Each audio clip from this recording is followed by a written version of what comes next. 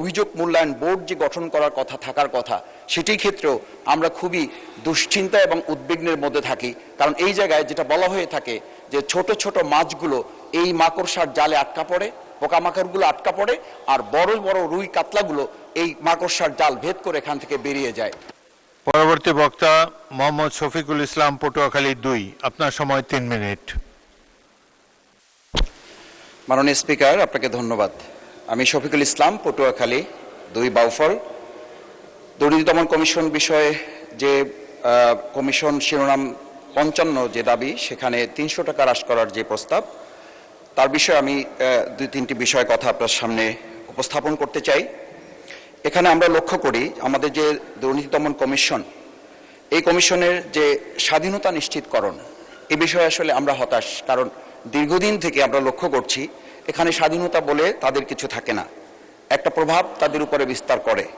Chairman ও commissioner নিয়োগ স্বচ্ছ অংশগ্রহণমূলক যে সার্চ কমিটি করার কথা, সেটিও আমরা লক্ষ্য করি না, বরং পছন্দ আলোকে আমাদের চিন্তা, দৃষ্টিভঙ্গি এবং একটা আদর্শকে সামনে রেখে সেখানে তাদেরকে দেওয়া হয়। তদন্ত এবং মামলা পরিচালনা, রাজনৈতিক, প্রশাসনিক অন্য কোনো প্রভাবমুক্ত পরিবেশ নিশ্চিত হয় না। সঙ্গত কারণে কমিশনারদের যে জবাবদিহিতা, সেটিও আমরা লক্ষ্য করি না।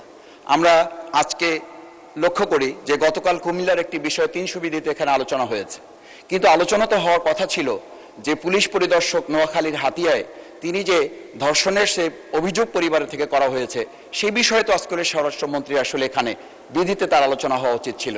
এই যে প্রভাব বিস্তারের এবং নিরপেক্ষতা, নিউট্রালিটির যে আমরা একটা ডিভিশন দেখি, ডিসক্রিমিনেশন দেখি, সেই জায়গা থেকে কিন্তু এটা আমাদের মাঝে এই সংখ্যাটা তৈরি হয়। মাননীয় স্পিকার, আমরা আরেকটা বিষয় আপনার সামনে উল্লেখ করি।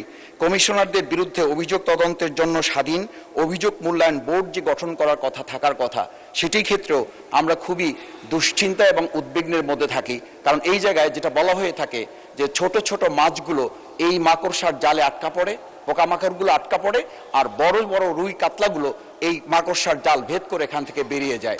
সঙ্গত কারণে এই দুর্নীতি দমন কমিশনকে একটা নখ দন্তহীন বাঘ হিসেবে তুলনা করা হয়। মাননীয় স্পিকার, আর একটা বিষয় বলি, সেটা হচ্ছে এই দুর্নীতি দমন কমিশনে যারা এখানে ভূমিকা পালন করেন, ডিজিটাল ফরেনসিক, সাইবার অপরাধ, অর্থ পাচার, বিশেষ করে এই যে 18 লক্ষ কোটি টাকা পাচার হয়েছে, এই পাচার রোধে বা এই পাচার করা টাকা ফিরিয়ে আনার ক্ষেত্রে তাদের সাথে আমি যতটুকু কথা বলার সুযোগ বিভিন্ন সময় হয়েছে, সরকারের সদিচ্ছার যে অভাব থাকে, সেই সদিচ্ছার অভাব থেকে এটা হয় না।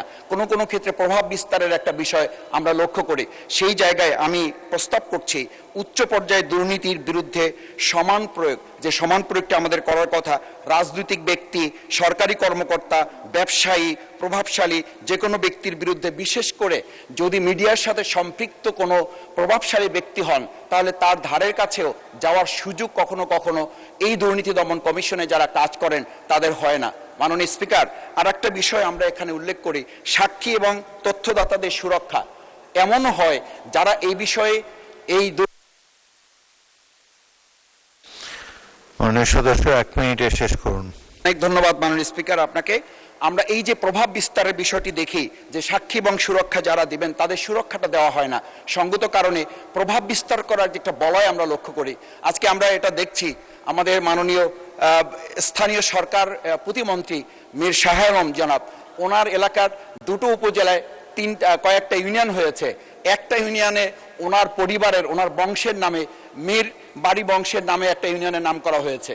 ওনার 2 সন্তানের নামে, দিগন্ত এবং সীমান্ত, 2 সন্তানের নামে 2টা ইউনিয়নের নাম করা হয়েছে। এটা যদি বর্তমান সময়ের একটা পরিস্থিতি হয়, আমরা মাননীয় প্রধানমন্ত্রী ওনার পরিবারের সদস্যের নামে একটা প্রতিষ্ঠান করতে চাওয়া হয়েছিল, উনি নাকচ করেছেন, আমরা বাহাবা দিয়েছি। তা আমরা তো মনে করি প্রধানমন্ত্রী যেটা চান সেটাই তো ওনাদের হওয়ার কথা, কিন্তু প্রধানমন্ত্রীর হয় না, ওনাদের নিচ থেকে এটা হয়।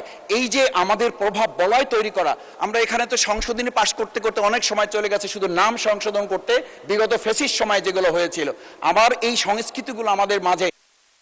ধন্যবাদ মাননীয় সদস্য।